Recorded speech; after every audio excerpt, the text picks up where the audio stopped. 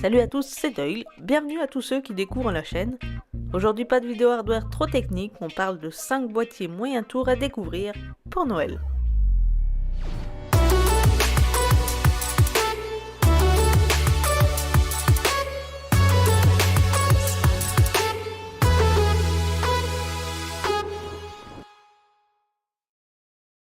Avant de commencer, je tiens à préciser que les boîtiers que j'ai sélectionnés, je les ai sélectionnés par rapport à certains critères que je vous explique dans cette vidéo.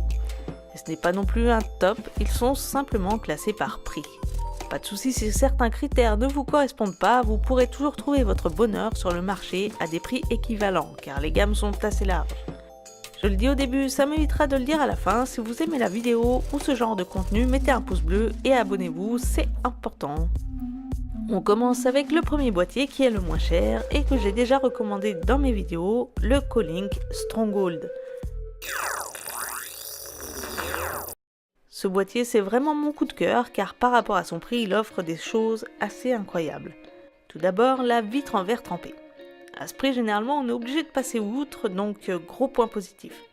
C'est une fenêtre intégrale de 4 mm d'épaisseur qui vous permet donc de voir en intégralité l'intérieur du boîtier. C'est un boîtier moyen tour, donc à l'intérieur vous pouvez mettre de l'ATX, mais sachez qu'il est possible également de mettre de l'EATX. Niveau dimension, il accepte les GPU jusqu'à 380 mm, les ventirades jusqu'à 160 mm et les water cooling jusqu'à 240 mm. Petite précision tout de même, si dans votre config vous n'avez pas de HDD, vous pouvez mettre dans ce boîtier un AIO de 360 mm. À l'intérieur, vous disposez de tous les passages nécessaires au câble management et vous verrez aussi le cache alimentation et stockage. En parlant de stockage, vous avez deux emplacements de 3,5 pouces derrière le cache alimentation justement et deux emplacements de 2,5 pouces à l'arrière de la carte mère. Point négatif maintenant, les ventilateurs qui sont livrés avec. Ce sont deux ventilateurs de 120 mm mais qui se connectent par prise Molex, donc à vous de voir si c'est dérangeant ou non. Pour moi en tout cas ça l'est. En termes de finition, ce boîtier a un aspect type aluminium brossé qui est assez joli. Vous avez deux filtres anti-poussière, un au-dessus de la grille d'aération et un sous l'alimentation. Et niveau connectique, vous disposerez de deux USB 2.0 et un USB 3.0, une prise micro et une prise jack. Attention sur les sites comme Topacha, ils considèrent parfois que les prises 3.0 font également du 2.0, donc vous pourrez voir apparaître ceci. Mais ce n'est absolument pas le cas, vous n'avez vraiment que deux USB 2.0 et un seul USB 3.0. Tout ceci est proposé pour la modique somme de 45 €, c'est donc vraiment un très bon rapport qualité-prix.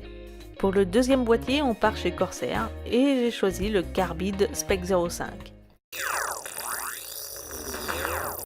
Corsair est une marque que j'apprécie énormément, c'est extrêmement qualitatif et je n'en ai jamais été déçu. Comme le Colink, gros point fort, une fenêtre pleine taille pour admirer votre configuration. C'est un boîtier moyen tour, donc qui permet d'accueillir des cartes mères ATX, micro ATX et mini ATX. Niveau dimension, il accepte les GPU jusqu'à 370 mm, les ventirades jusqu'à 150 mm et l'alimentation jusqu'à 180 mm. Dans ce boîtier, on parle de dimension de l'alimentation car en fait les supports HDD ne sont pas amovibles. Si vous avez un AIO, vous pouvez mettre jusqu'à 240 mm en façade. Et vous avez deux emplacements supplémentaires de 120 mm sur le haut du boîtier et un autre à l'arrière pour vos ventilateurs.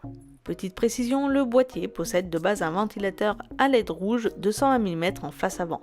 À l'intérieur, on n'a pas de cache alimentation, mais on a trois emplacements 3,5 pouces et deux de 2,5 pouces.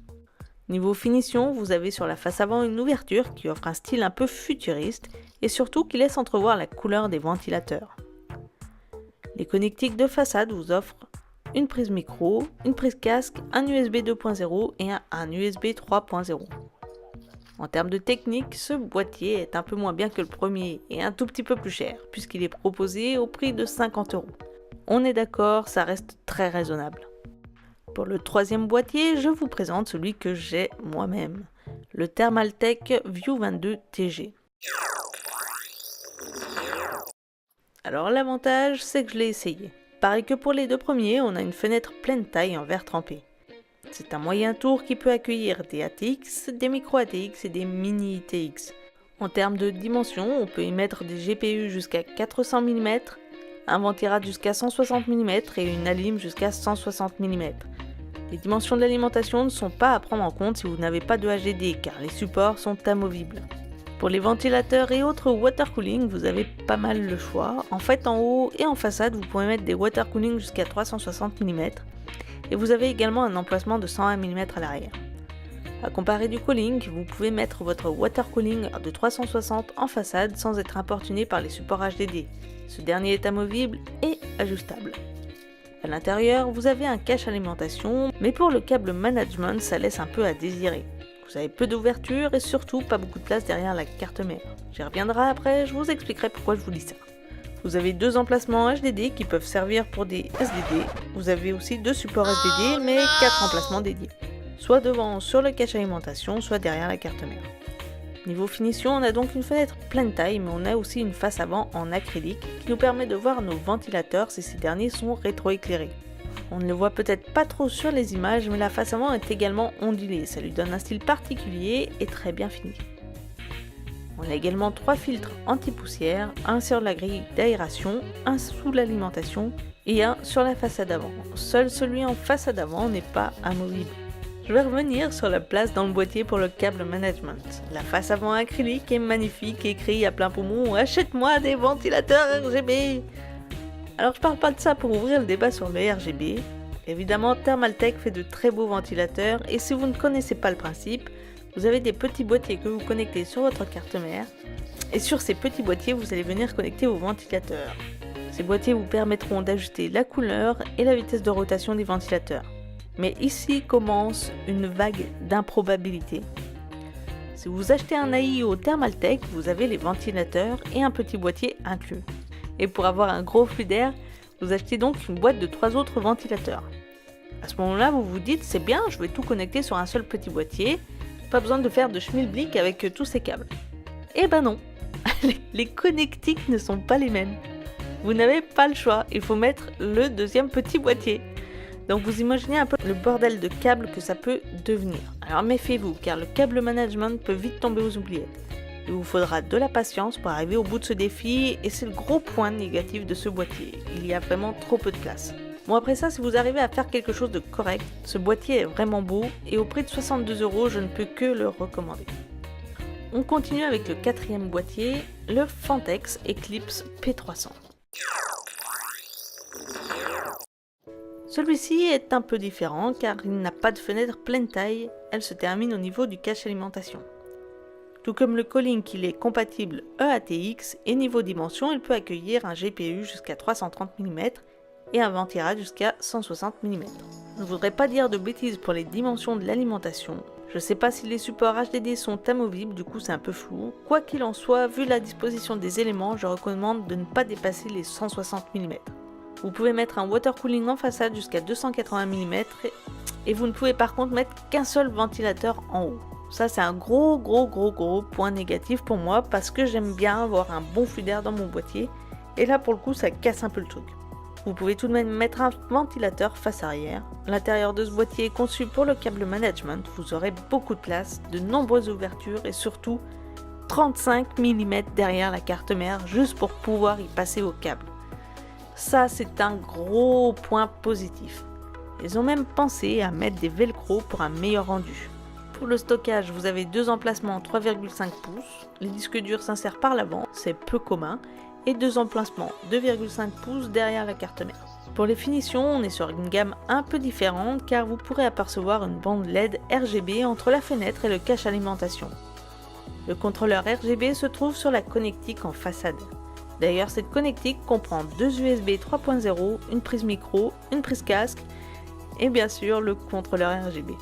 C'est un très bon boîtier, honnêtement. Ce n'est pas mon coup de cœur juste parce qu'il est plus cher que le Colink. 70 €, ça tient pas à grand chose, c'est vrai. Mais bon, le fait est que c'est plus cher. Cinquième et dernier boîtier, le Cooler Master Masterbox MB500. Fenêtre pleine taille, 3 ventilateurs RGB intégrés. C'est le gros point positif du produit. On a un cache alimentation et pour les dimensions, on peut mettre un GPU jusqu'à 400 mm, un ventirad jusqu'à 160 mm et une alimentation jusqu'à 180 mm. Donc on a à peu près les mêmes dimensions que le Thermaltake. En face avant, on peut mettre un water cooling de 360, mais avec une particularité, et c'est le gros point négatif, c'est que si votre radiateur fait plus de 25 mm, vous ne pourrez pas mettre de ventilateur sur la partie basse car le trou est trop petit. Trop petit! On se demande si Cooler Master ont déjà fait des boîtiers. Comment tu peux faire un trou trop petit pour pas pouvoir mettre ton radiateur et ton ventilateur? Bref, si vous n'avez pas de radiateur, tant mieux, vous avez la possibilité de mettre 3 ventilateurs de 120 mm en face avant, 2 de 120 en haut et un seul à l'arrière. À l'intérieur, vous n'aurez pas autant de place que dans le Fantex, mais l'espace est quand même suffisant pour le câble management. On a 2 emplacements 3,5 pouces et 2 emplacements de 2,5 pouces pour le stockage. Pour les finitions, vous découvrirez que la fenêtre n'est tenue que par 2 vis en haut. Le design laisse un peu à désirer, mais petit plus, si votre carte mère ne supporte pas le RGB, vous trouverez dans le boîtier un contrôleur qui vous permettra de changer les couleurs des ventilateurs fournis. Ce boîtier efficace en termes de refroidissement est proposé à 70 €. On est encore sur un bon rapport qualité-prix. C'était le dernier boîtier, donc on en a fini avec tout ça. Venez me dire en commentaire quel boîtier vous préférez et aussi venez me dire quel boîtier pour vous a de très bonne qualité et que je n'aurais pas cité dans cette vidéo. Allez, je remets une couche, n'oubliez pas de vous abonner. On se retrouve très vite pour une nouvelle vidéo. En attendant, portez-vous bien. Ciao!